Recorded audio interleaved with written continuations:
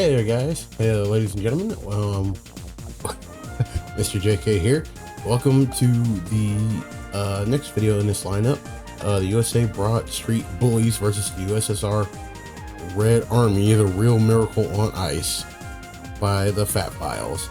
As always, link will be in the description for this particular video for you guys down and below. Well, now let's get it.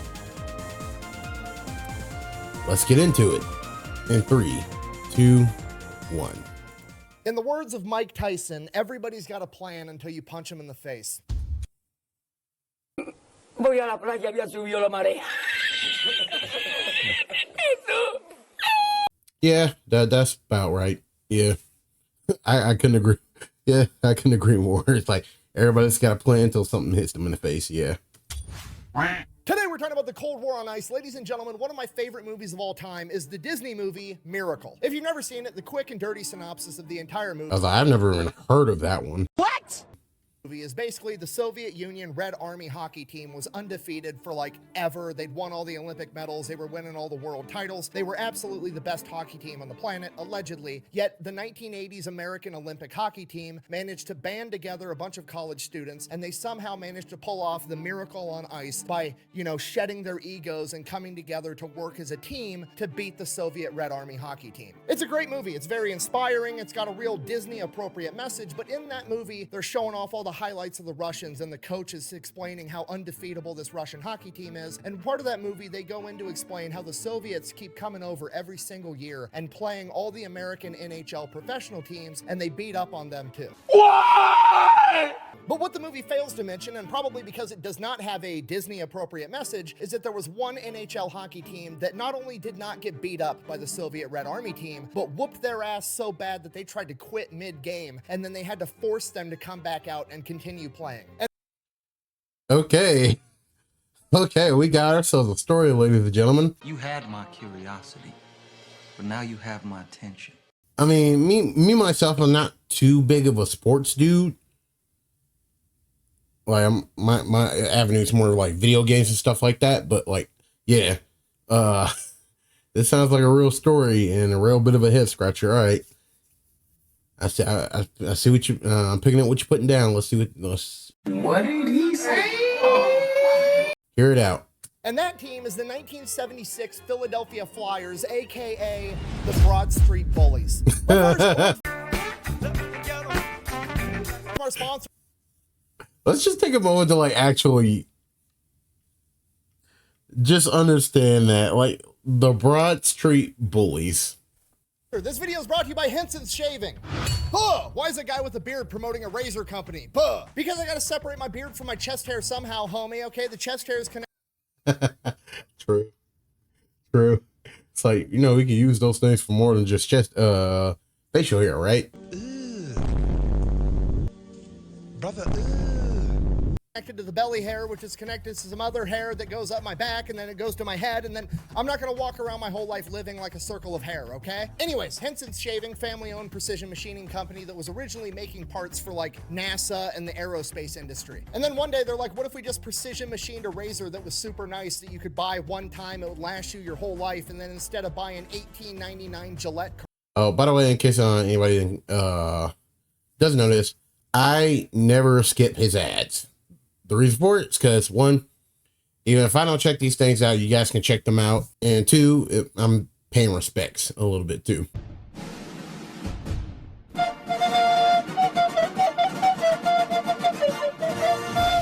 Cartridges, you could spend like $7 on 150 razors and be good for a couple of years. So that's what they did. They built a product that looks cooler, it works better, it's actually cheaper than the competition, and the best part of all, it's built with the old school mentality of you're gonna buy this for life. As opposed to the competition that's going out here doing dumb shit like putting gel pads on the razor head so that the razors get all gunked up and disgusting, and then you have to go out and keep buying new refills to shave your face. So if you want to buy the last razor you're ever gonna need, go check out Henson's Shaving. I'm gonna have a link and a discount code down below. Let's get back to the video. But to understand this full story, we need to start from the beginning. In 1967, the NHL was expanding. They were going to add 6 new hockey teams, and one of those teams that they were going to add was the Philadelphia Flyers. Now, the men that are responsible for the founding and the financing of the Philadelphia Flyers hockey team are not hockey players. They are just straight up business guys that think that this could be a worthwhile venture to make a bunch of money. Now, capitalism is going to be capitalism, man.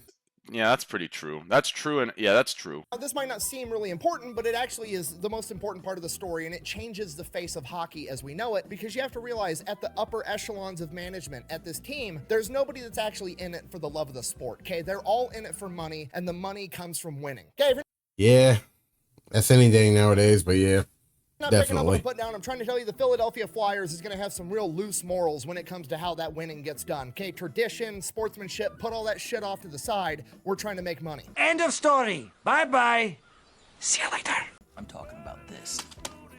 So they go in, they have their first season, and at this point in time, with all these new hockey teams coming in, there's kind of this stigma around all the new hockey teams that, like, these are the JV teams, they're not actually part of the NHL, they're not as good as the OG NHL teams. And because of that, at this point in time, whenever one of the original NHL teams is playing one of the expansion teams, there's kind of that extra incentive to perform exceptionally well in front of everybody and kind of beat up on the new guy. Despite that, the Flyers go into their second season, and they actually end up making it to the playoffs, where they're going to be playing the St. Louis Blues, and the Blues go in there and literally... I'm sorry. Did my man's literally just punt that with his foot? And they actually end up making it to the playoffs, where they're going to be playing the St. Louis Blues, and the Blues go in there and literally physically beat the shit out of them. And that's how they won the hockey. And then the obligatory hockey dudes beating up other dudes. At which point the Flyers are like, write that down. It's hard to play hockey after you get your ass kicked. Of course.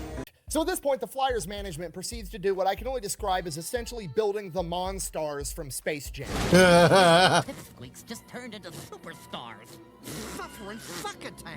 They're Monstars. In the draft that year, there's a young hotshot. Oh my God, that brings back memories of that goddamn movie. Can we all just agree the second movie absolutely blows? That movie was not good. College player that's like really, really good by the name of David Clark. The problem is nobody wants to draft this kid because he's a diabetic. And then on top of that, it's like we got that little, oh my God, they just had to put that in. It's like, just don't have him in. We know that he's not going to make it. For anyone who doesn't know this, well, I forgot what that second movie subtitle was called, but I don't really care. Anyways, in that movie, apparently, it was at that point there was in the locker room, and then hey, we found Michael. Turns out it wasn't Michael Jordan; it was Michael B. Jordan.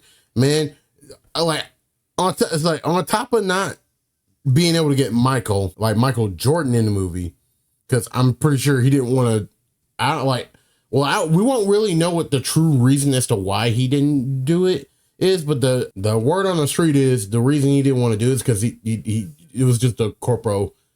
I believe the word you're looking for is cash grab and stuff like that. And I think that's why, correct me if I'm wrong, but yeah, that's the reason he didn't show up in the movie. And they just did that switch out for like no fucking reason. And apparently everybody thinks that that's going to be a huge issue when it comes to him playing hockey at the highest level. So the Flyers go out to like the best diabetic doctors in the country, and they're like, hey, is this true? You know, what's the deal? Is this going to affect his performance? And the doctors are like, no, if he follows his protocol and eats and does what he's supposed to be doing as a diabetic, he's going to be just fine.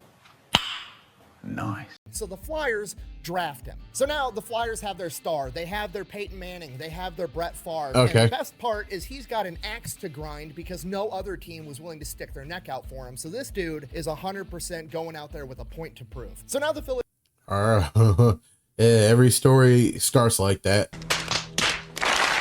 Philadelphia Flyers have their star. They have the heart of the team. They have their skill player. What are we going to do next? We're going to treat him like he is an NFL quarterback, and we are just going to build an offensive line to protect him. They go out and hire what I'm going to describe as the 4 horsemen of violence. Now, I'm going to go ahead.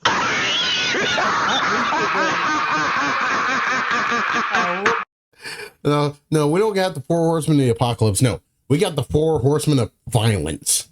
Read off some of their stats. Let me guess. Oh, wait. Let me get these dudes' names. We got aggression, anger, strife, Stripe. I know Stripe is the actual horseman. Horseman, but it's like not even Stripe. Oh, it's Stripe. We got. Oh shit! What did I say?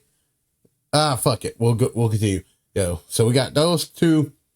We got Brutal, and then we got Get on with it. Yes, get on with it. was it Visceral? Stats, bear in mind, these are career stats and their careers aren't over yet. So these are not the stats that they have at the current time that they're being brought in, but this is going to give you an idea of who these men are. Also, important context, if you don't know anything about hockey, when you get penalty minutes in hockey, it's essentially you get taken off the ice and you have to go sit in a penalty box and you're not allowed to play for a certain amount of game time, which, as I'm sure you can imagine from like football or any other sport, you know, if your star running back gets penalized and he's not allowed to play for 3 minutes of game time, it can drastically shape the entire course of the game. So penalty minutes are a big deal. Yeah, that makes sense. So with that in mind, our first horseman is Andre the Moose DuPont, coming in at 6 foot, 200 pounds with 1,191 minutes in the penalty box. Then we've got Don Selesky, aka Big Bird, coming in at 6'3", 210 pounds with 1,100. Oh no, the amount of jokes I could make with that one.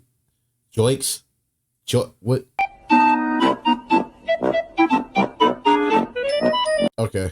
29 career penalty minutes. And then we've got Bob Kelly, aka The Hound, coming in at Okay. 5'10", 185 pounds with 1,454 career penalty minutes. I'm gonna have to eat every fucking chicken in this room.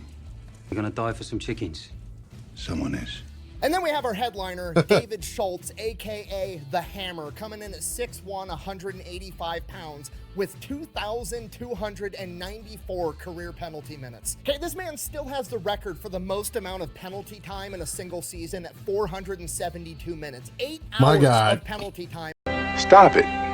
Get some help. in a single season. The man could have watched all 3 Lord of the Rings, the director's cuts, while he was sitting inside the box. In a single season, he once got in 34 fights, okay? Shit, that stuff is that'll just be blazed by so fast. A, that's a lot of fights, but B, to put that into perspective, at that point in time, the team average for the rest of the league was 30 fights for the team collectively, and this guy got in 34 fights by himself. Oh my God! Wow! He literally God damn. once got in a fight while the referee was on the ice announcing how many penalty minutes he had to serve for the fight he just got in 30 seconds prior. And as a cherry on top, they hire a new head coach by the name of Freddie the Fog Shiro, a former boxer and philosopher that primarily studies Sun Tzu and Alexander the Great. Okay. No, that'll get no. That's not a coach. That's not a coach. That's a fucking general, like training his army.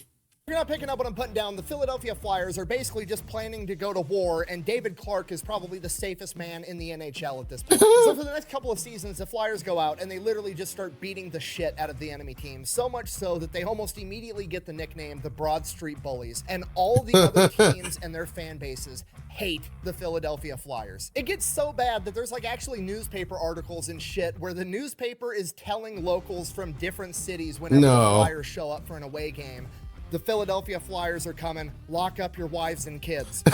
Hide your kids, hide your wives. Hide your kids, hide your wife. But the management of the Philadelphia Flyers doesn't really give a shit because guess what? All those other teams aren't the ones that are showing up to watch the Philadelphia Flyers game, which is how they make money. The Philadelphia Flyers end up winning more and fighting more, which guess what? Both of those put asses in seats and that makes money, and that's the entire goal. Yeah, boy. During this time, the Flyers end up having winning seasons every year. They have their first successful playoff series, and Philadelphia falls in love with the Broad Street Bullies. And while the winning and fighting alone is probably enough to fill out an entire stadium, it's more than that because the Broad Street Bullies become like cultural icons in Philadelphia. It becomes well known to all the Flyers fans that after every single home game, the Flyers are going to be going across the street to their bar, Rexy's Bar and Grill, and you can actually go drink with your home team after they win a game. Approved. And then every weekend, the Flyers are going out drinking and playing slow pitch softball. So not only could you go and watch your team win and fight, but you could literally go have a beer with them at the bar and then show up on the weekend and play beer softball the entire time. Like Philadelphia falls in love with these dudes. Like these are not just the people they look up to. They're like their friends. These guys are family to the entire city. Nice. Hood Just because the team's winning doesn't mean that that entire sport's going to become more popular and you're suddenly going to care about hockey because your local team has a good record. Bullshit, okay? I was alive in 2008 when Michael Phelps went over to fucking China and swam really good, and all of a sudden the entire country of the United States pretended that swimming was awesome. Okay, I was there. I saw it with my own eyes. One day, nobody gave a fuck about swimming. The next day, the news came out and was like, hey, have you guys seen this fucking stoner with arms down to his ankles that can swim faster than most Americans can run? He's winning a bunch of gold medals in the Olympics. Suddenly, swimming was the shit. Okay, don't tell me winning doesn't matter. So things are going great. It absolutely fucking matters. What you on? For the Flyers franchise. About more. What you on about? Money, more money means better players, so they go out and they buy some more skill players to help out David Clark on the offensive end. They pick up future Hall of Famer Bill Barber and Reggie the Rifle Leach. So now the Broad Street Bullies are going to go out there, nice shot, beat everybody up, get them nice and soft. These guys are going to go in, score a bunch of goals. It's almost a perfect plan. They just have to make sure that nobody scores goals on them. So they go out there and they pick up future Hall of Famer, legendary goalie, Bernie Perreault. I cannot stress to you how good of a goalie this guy turned out to be. It became a saying in Philadelphia at this point in time that only God saves more than Bernie Perreault. So they have a simple dream team. They go out in this next season and they crush absolutely everybody. They get 50 wins. They have 103 fights, 1,750 penalty minutes. They end up winning the Stanley Cup. Next season, they go out, they do the exact same thing, even harder. This is a season where David the Hammer Schultz gets 34 fights and sets the record for the most penalty minutes. They go and win the Stanley Cup again 2 times in a row. Now that happened in May of 1975, and in 1975, it's kind of this period of cooling down for the Cold War, right? The Vietnam conflict has come to an end completely. The space race is over. Like things are kind of improving, so to speak. There's still a lot of issues. There's still an arms race. Yeah, that's still going on. Race going on, but like tensions are lower than they have been in decades.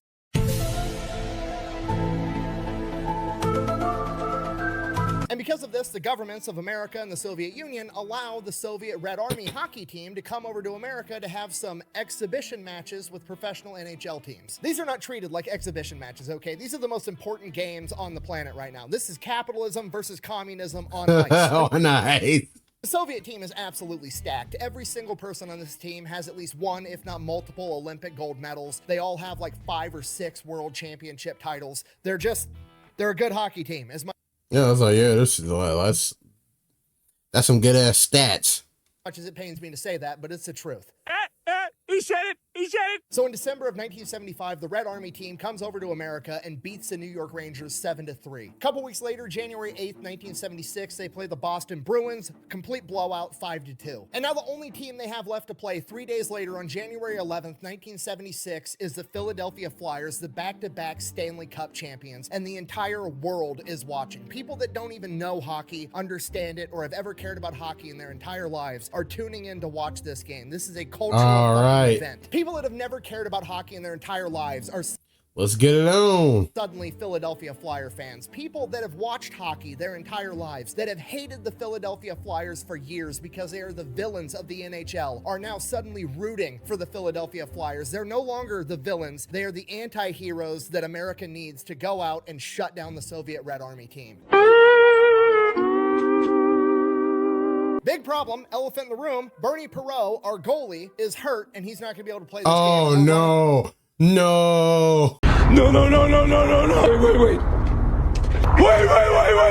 On the backup goalie, what are we going to do? Coach Freddie the Fog Shiro realizes that the Soviets skate and move and play the game different than any NHL team, right? NHL teams is like, stop, go, do this. The Soviets are moving constantly. They're always circling. They're constantly skating. They're always compared to being ballerinas on ice. So Freddie says, here's a strategy. Rather than chasing the puck like we normally do, we're going to chase them instead. We're going to put so much pressure on them that they can't do all this pretty ballerina on ice bullshit. Basically, we're going to play like the... Yeah, basically, you're going to play interceptors instead of, I don't know where I was going with that. Nobody cares.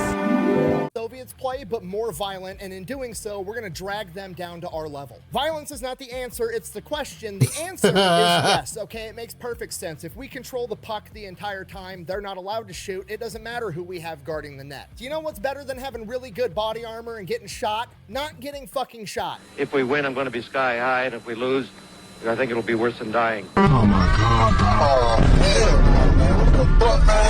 So the Red Army and the Flyers both take the... So losing isn't an option. Our only objective is to win at any means necessary. Oh, good. Why, that's very good. Yes, I like that. The ice. The Red Army team's all pretty. They have matching pristine uniforms. They've got their little helmets on. The Philadelphia Flyers come out there, no helmets, no teeth, complete fucking goon squad. They go out there, they stick to the plan. They start beating the shit out of the Soviets. And when I say them, I don't just mean like the big enforcer type dudes like Dave Schultz. No, every single player on the Flyers team is playing super aggressive hockey, even their skill players. There's a big surprise. That's an incredible. I think I'm gonna have a heart attack and die from that surprise. The plan is working exactly how they had hoped. The Soviets have like almost no possession time with the puck. Out of the first 13 shots of the game, the Philadelphia Flyers took 12 of them. Right out of the gate, the Soviets are getting absolutely fucking smoked, and they have no answers for the Philadelphia Flyers. So Karmelov, the Soviet team captain, their golden boy, their main character, goes out there. He gets checked when he has the puck. Wasn't even a hard check, wasn't worthy of a foul, wasn't anything. The dude flops like LeBron or some soccer player hoping to get a foul called. He lays there rolling around on the ground crying, hoping the referee's gonna call this foul. The ref basically has to go over to the Soviet coach and is like, that was a clean hit, I'm not calling it. Tell your guy to get the fuck up or I'm gonna hit you with a delay of game. I said wake up! So the Soviet coach throws a fucking hissy fit and tells all of his players, we're done playing this game, head out to the... Oh God! If anybody ever seen that show Samurai Champloo, there was this episode where it was a baseball episode and all the American dudes were like literally fighting dirty. the locker room, and that's literally what's happening here, except it's the reverse. Soviets fucking leave. They bounce. We're like 11 minutes into the game and they just fucking dip. It's still 0-0, and now the world is not going to have answers on who's actually the best at playing hockey. Now nobody knows what's going on. Minutes are going by like hours. Like, is the game over? Should I go home and try to beat the traffic out of the stadium? Like, what's the deal? And the NHL commissioner, Clarence Campbell, is like, okay, hold on. In a moment of genius, he hates the fucking Philadelphia Flyers, by the way, but he's rooting for him right now and he wants this game to continue. So he's like, okay, they're communist. They want a moneyless, classless, stateless society. Fuck it, let's put that to the test. He goes to the locker room and tells the Soviet coach, I'm not going to pay you guys the $200,000 you were supposed to get paid for this series unless you get your fucking ass back out on that ice and play hockey. Damn! And just like that, the Soviets magically decided that they were going to go back out there and finish this hockey game, okay? Capitalism just won in real life. Let's see if it can win on the ice. The game starts back up. It's 17 seconds in. Reggie the Rifle Leach scores the first goal. 5 minutes later, they score another goal. They've had the puck pretty much the entire time. They're absolutely dominating. Goddamn, dude. They're like, it worked. They're dominating. Soviets. So obviously, how can we add insult to injury? So Joe Watson, one of the lesser known Philadelphia Flyers, dude was on the team that won the Stanley Cup this year, and he only scored 1 goal the entire season. He goes up, he scores a goal on the Soviet goaltender that is supposedly the greatest goalie on the planet at this point in time.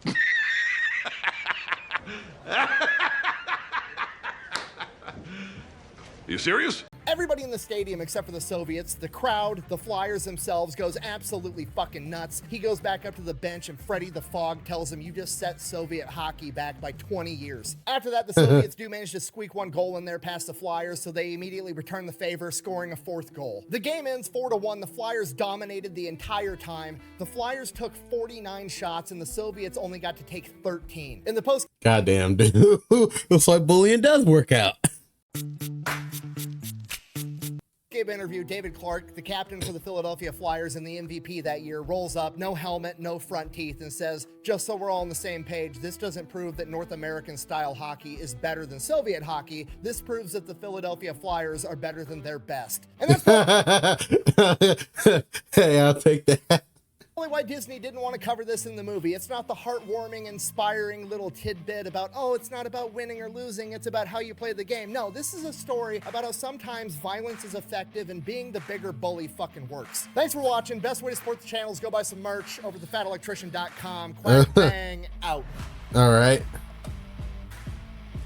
And then, as a thank you to the Philadelphia Flyers for effectively saving the day, they went and changed all the rules in professional hockey to more heavily penalize fighting and violence, and it basically ended the Philadelphia Flyers' success and their third run for a Stanley Cup. Oh, come on!